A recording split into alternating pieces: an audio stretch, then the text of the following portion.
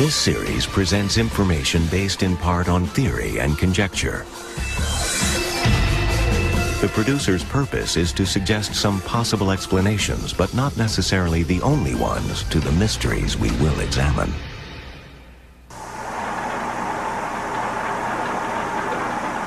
Frozen alive to 100 degrees below zero, a 3-day-old embryo is held in suspended animation. As temperatures approach absolute zero, all chemical and biological activity ceases. In this state, frozen life might be preserved forever.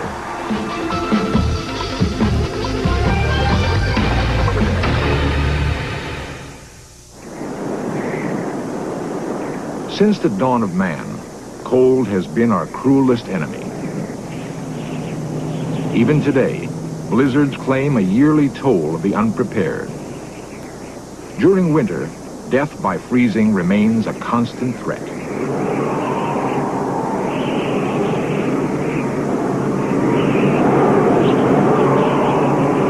Below the freezing point of water, 0 degrees Celsius, human flesh can freeze solid. Hands and feet are especially vulnerable to frostbite. In severe cases, the damage is irreversible. When flesh freezes, cells are usually disrupted beyond repair. Research has led to advances in design of protective clothing. Along the Alaskan pipeline, properly dressed workers are safe down to minus 60 degrees Celsius.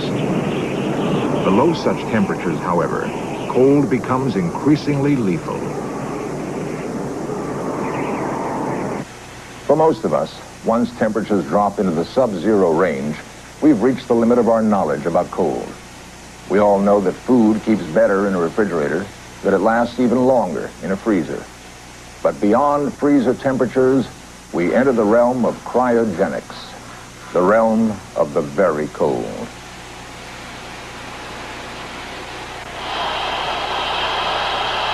At 196 degrees below zero, nitrogen, the main ingredient of air, becomes liquid. 73 degrees further down, helium, the gas most resistant to cold, also becomes liquid. As temperatures drop still further, we approach the ultimate limit of minus 273 degrees, or absolute zero. To understand how freezing damage occurs, MIT scientists freeze cells under controlled thermal conditions.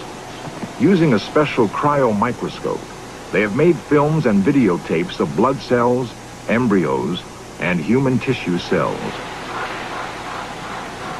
Red blood cells are relatively easy to freeze safely. With the aid of protective chemicals and moderate cooling speeds, most cells survive. If they're chilled at the correct rate, even human tissue cells sometimes survive freezing.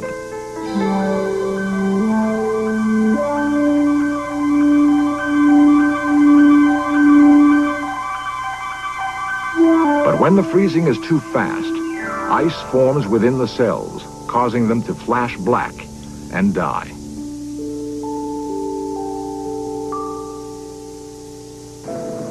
In nature, not all living things die when they are frozen. Some trees and plants have adapted to the bitter Arctic winter.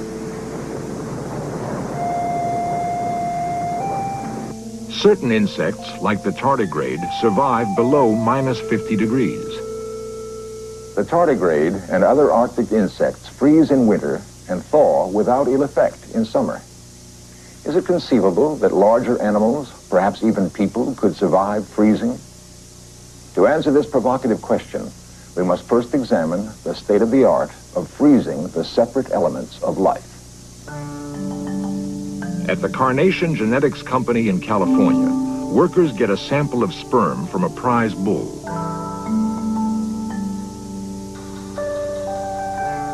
They add the sperm to a solution of glycerol, the same chemical Arctic insects produce to prevent freezing damage. The sperm is frozen in liquid nitrogen at 196 degrees below 0 Celsius. At this low temperature, it remains in a state of suspended animation. Months or even years later, the sperm will be shipped to cattle breeders. They thaw the sperm, bringing it back to life, and use it to artificially inseminate their cows. By carefully matching bulls and cows, farmers have vastly improved production of milk and beef. At the Tyler Clinic in Los Angeles, human sperm is preserved for many years. Reportedly, there have been human births from sperm kept in frozen, suspended animation for over 10 years.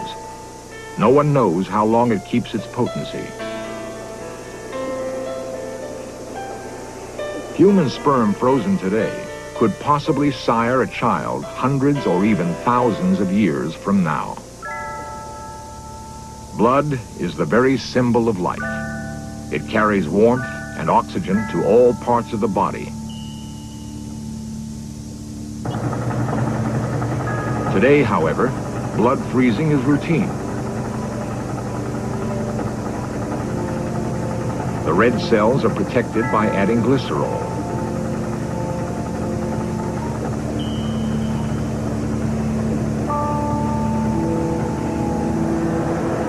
Since frozen blood cells stay alive for many years, their use has greatly increased the available supply of this precious substance.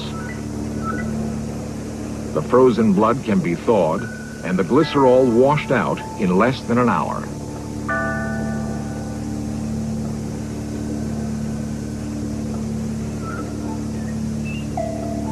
Dr. Charles Huggins directs the blood bank at Massachusetts General Hospital. He is also a pioneer on the next frontier of cryogenics, the preservation of whole organs by freezing.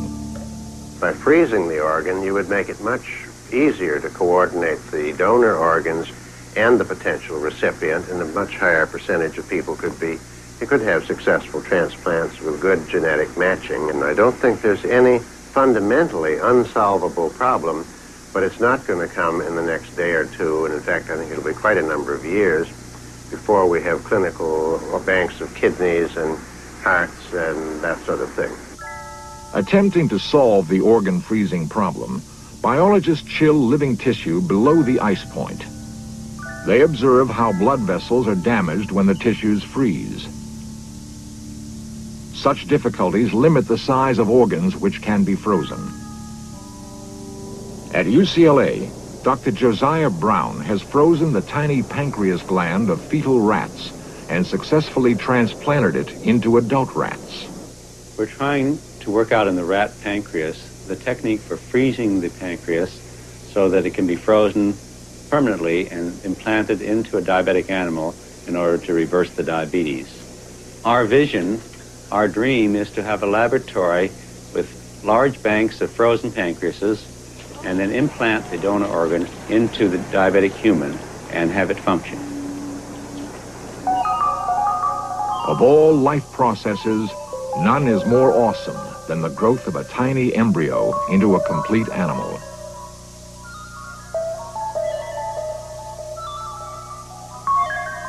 If human embryos could be frozen successfully, we could send our children on journeys into the distant future.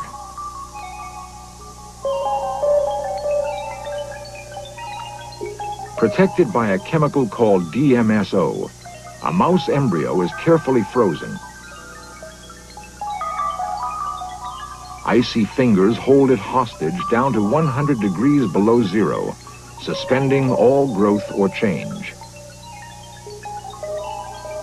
After thawing, the embryo swells back to normal size, ready to continue its development. At the Oak Ridge National Laboratory, scientists have frozen mouse embryos in liquid nitrogen. They take embryos from the uterus of a pregnant mouse. The embryos are gently put in DMSO. Then, The scientists freeze the living embryos and store them in liquid nitrogen. Days later, the embryos will be thawed and reimplanted in the wombs of other mice. Remarkably, they develop into normal, healthy mice. Soon after the mouse experiments, cattle breeders also began freezing embryos. They flush week-old embryos out of cows known to have superior calves. By super-ovulating with fertility drugs, they can get as many as 15 embryos per cow. The embryos are cooled slowly in DMSO, then plunged into liquid nitrogen and held in cold storage. When it is time to bring them to life, the breeders thaw the embryos, remove the chemical antifreeze, and prepare cows for implantation. They inject an embryo into the cow's womb and sew her up. The embryo will grow naturally to term. This calf is the first frozen embryo calf ever born in the United States. Such use of suspended animation could revolutionize the cattle industry. By selecting genetically superior parent cows and bulls, a farmer could quickly build up a champion herd. Blood cells and embryos have survived cooling to within a few degrees of absolute zero. As the temperature drops toward its theoretical limit, molecular motion virtually ceases. Processes of growth and deterioration stop. In this state, the essence of life could be preserved forever. There are those who would like to imagine that freezing could make man immortal.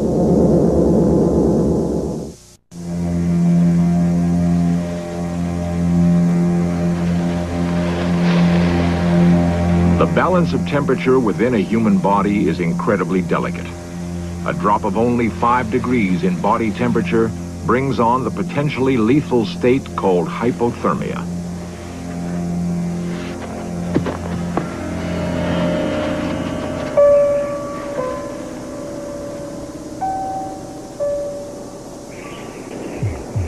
Without adequate clothing, an injured skier is potentially in danger of losing her life. In direct contact with snow, her body will cool rapidly toward the point where no amount of exercise or clothing could restore adequate warmth.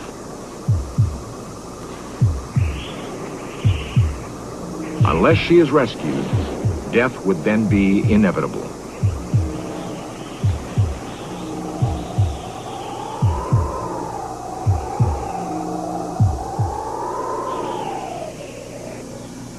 Dr. Paul Siegel is conducting experiments on hypothermia in rats. We're taking the rat down to 0 degrees centigrade. We're taking him down to the ice point and seeing how long we can stay at the ice point without breathing, without respiration. The rat's heart has stopped. Its vital signs gone. The rat is clinically dead.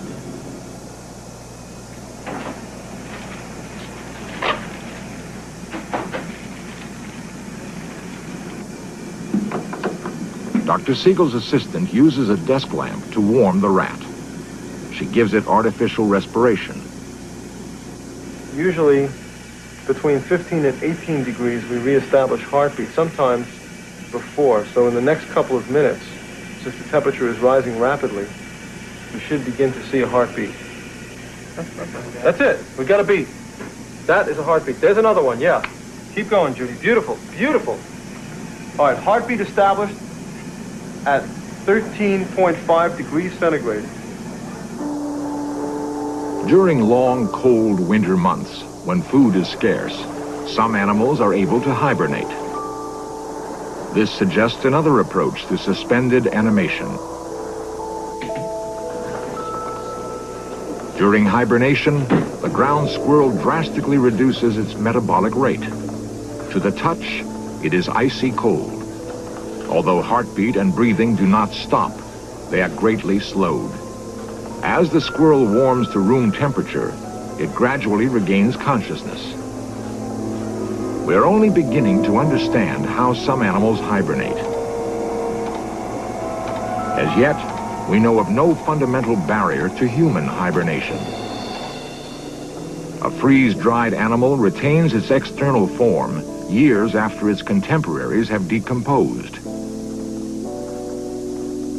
Mammoths frozen for 10,000 years have been found in Siberia, their meat so fresh that it can be eaten. Some people have concluded that freezing and reviving whole animals might be possible.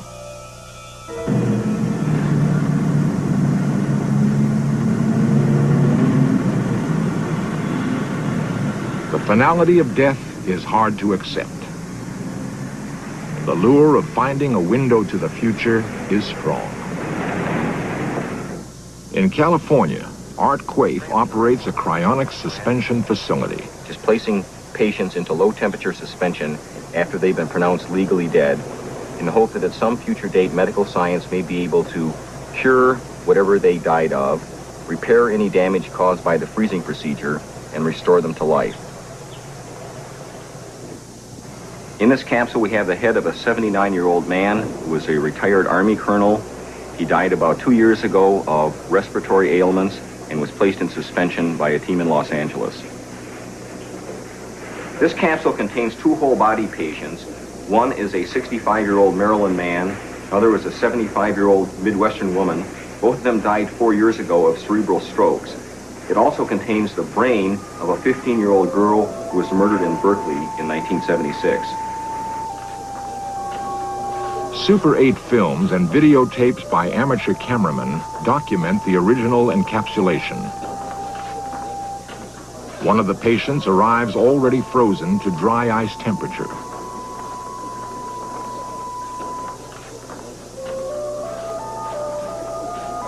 His body is placed in a plastic bag.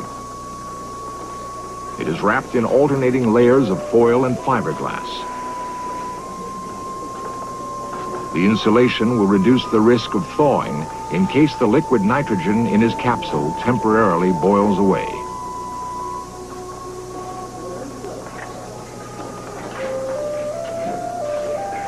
Carefully, the patient is eased into the steel capsule where he will remain until someone tries to revive him.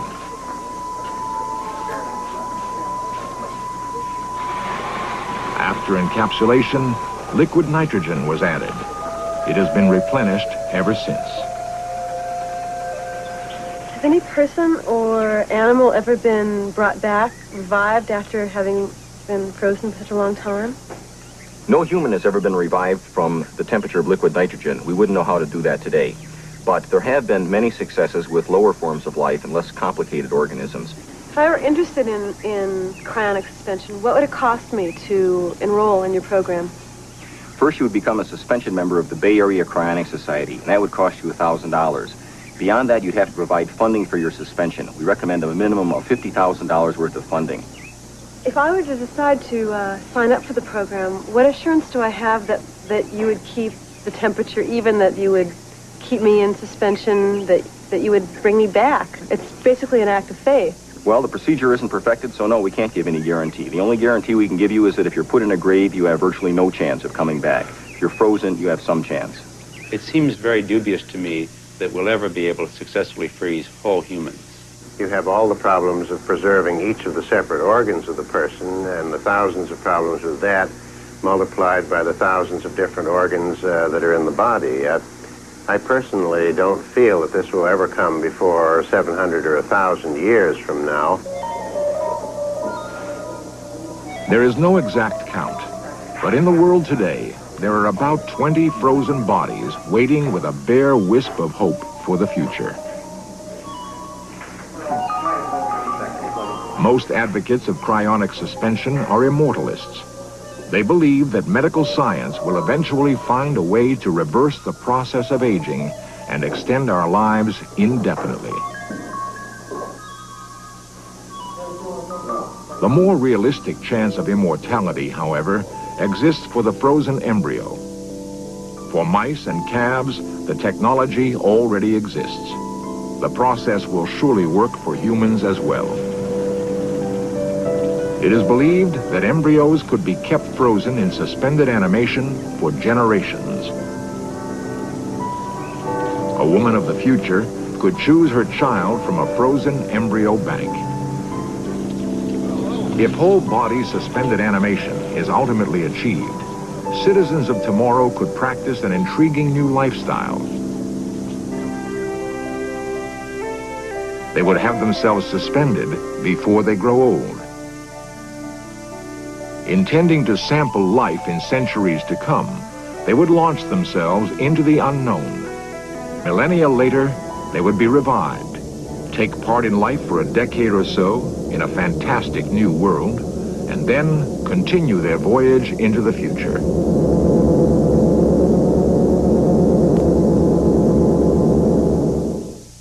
In search of The use of cold storage to preserve human sperm, embryos, and even whole people raises many ethical and social questions.